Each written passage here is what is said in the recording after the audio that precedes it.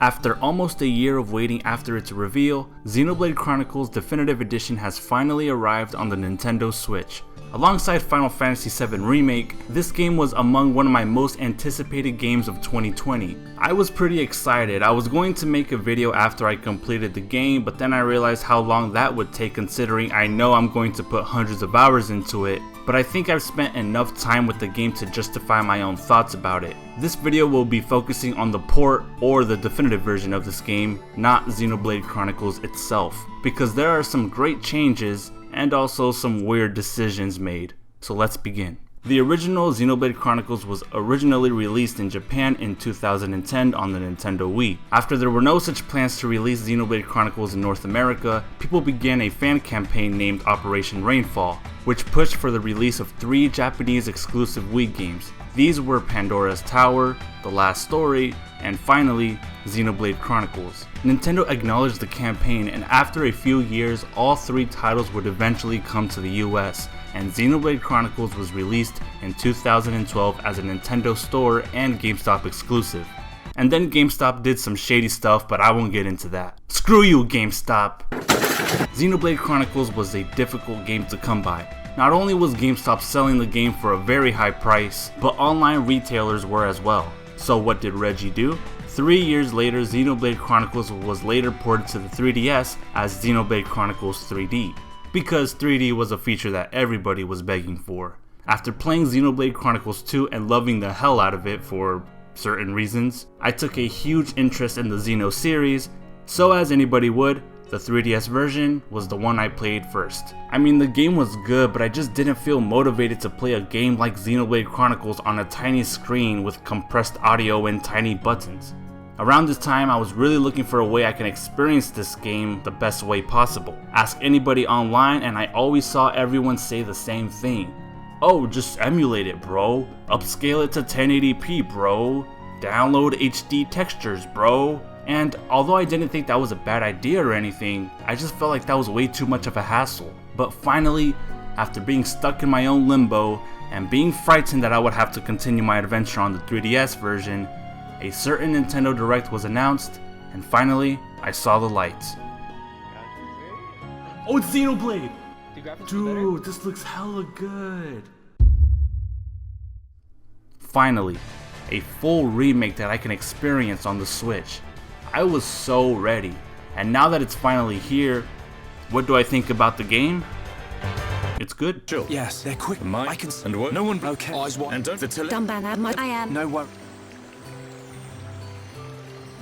So the game begins, and already you can tell that this is visual bliss. The game's lighting effects and models were all redone for this remaster. And anybody who said this game didn't need a remake / remaster, have you seen the original Wii and 3DS models? I mean, I'm a huge Xenoblade fan, but even I have to say, this is disgusting.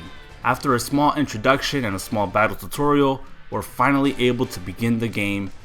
Wait a minute, let's take it back for a second. Right here. There are 2 things that need to be pointed out. After watching an analysis by Digital Foundry on YouTube, that texture work on Shulk's sleeves looked a little low res. Pretty much like the Wii game. And also, the tree sways in the wind in the original Wii game, but not in the Definitive Edition. It's not moving. Now personally, I didn't even notice these things when I first started playing the game, so I don't necessarily see it as too much of an issue. I can see the argument that okay, maybe the textures here should have been a little bit better, maybe they should have been reworked, but for the people complaining about the tree not moving like in the original, I mean, who cares? The tree still looks better than the original game, and also in other Switch games, and who knows, maybe it just wasn't a windy day. However, there are much greater issues that I started to realize. Maybe this game didn't look that good. I had this thought in the back of my mind that maybe Xenoblade Chronicles 2 did look better than this game. I mean, Xenoblade Chronicles Definitive Edition is much newer, right? So it should look better.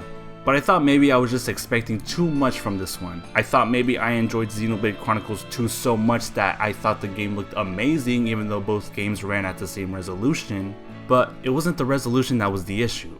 The game was fine, but then I got to know Pond Village, and I saw a character that proved that Xenoblade Chronicles 2 did in fact look better than the Definitive Edition. This is Riki. Now let's compare both Tora from Xenoblade 2 and Riki from the Definitive Edition. Okay, Artificial Blade. As you can see, one of these Nopon is not like the other. Tora here has a fully modeled face with expressions, so instead of having an actual modeled face like Tora, Riki instead has basic textures that make up a face and texture swaps that move in and out for different expressions. Now I'm not saying this is a huge issue because trust me, I don't think it's horrible or bad. I mean, it's still Riki, so who cares? But after I realized this, I started to realize that maybe this game could have had a little bit more development time. You could even see it in some of the geometry in the world. I remember how detailed everything was when I first began Xenoblade Chronicles 2. I remember just looking at the plants and monsters and even though this isn't a direct comparison, here in the Machina Woods, things just looked like they weren't remodeled. I even saw a pillar at one point that was a pentagon. Like, what the heck? Even though this game has some areas that I don't think should look like this, the game overall is still way better than the Wii version. I don't want people to think I hate the game because a certain pillar wasn't round or a certain day wasn't windy. This is still an amazing game and an amazing RPG.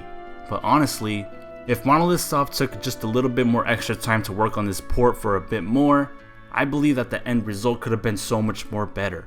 It's almost like Nintendo only showed the very best parts of the game for the trailer, and it looked so good that made it look like a complete overhaul remake. However, they did include an epilogue, which they did not have to do but is greatly appreciated, but maybe it's time they start working on making their games look a little bit more better. Xenoblade Chronicles and Xenoblade Chronicles 2 both run at 720p on the Switch docked. I'm not one to really care about graphics, but after seeing a game like Breath of the Wild that runs at a higher resolution and also arguably has a bigger world, is there really an excuse here? I don't know too much about game development and I know there's a ton of different factors that come into play when targeting a game's performance, but I'm just saying, maybe it's time for Monolith Soft to start making their games look a little bit better, whether that's spending a little bit more time on the game they work on, or maybe they just have to look a little bit more internally to rework their engine to make the games run at a higher resolution. I gave Xenoblade Chronicles 2 a pass for running at 720p only because the Switch was early in its life cycle and I figured the developers were still getting used to the hardware. And even though Xenoblade Chronicles Definitive Edition doesn't have the texture issue and doesn't have as much frame drops as Xenoblade 2, should it really be acceptable that Xenoblade Chronicles 2, a game that was released 3 years ago, looks better than the newest Xenoblade game? And don't even get me started on the handheld graphics. I don't even play my Switch games on handheld mode, but for those of you who do, or those of you who have a Switch Lite, dang. I just have to reiterate that Xenoblade Chronicles isn't a bad experience, it's an amazing game. All I'm saying is sometimes the game looks amazing, and sometimes the game just looks like PS2 San Andreas graphics. I mean, who am I kidding? Maybe the Switch just sucks and isn't powerful. You know what? That's what it is. Reggie didn't put ray tracing on the Switch, and then look what happened. We got Pentagon pillars. He left the company, and now we're all doomed. However, everything about the game is absolutely fantastic.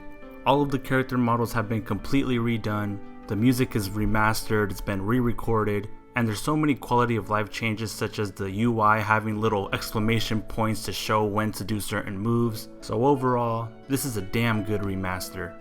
I recommend it. Go play it. I still have to play Future Connected. Go play it.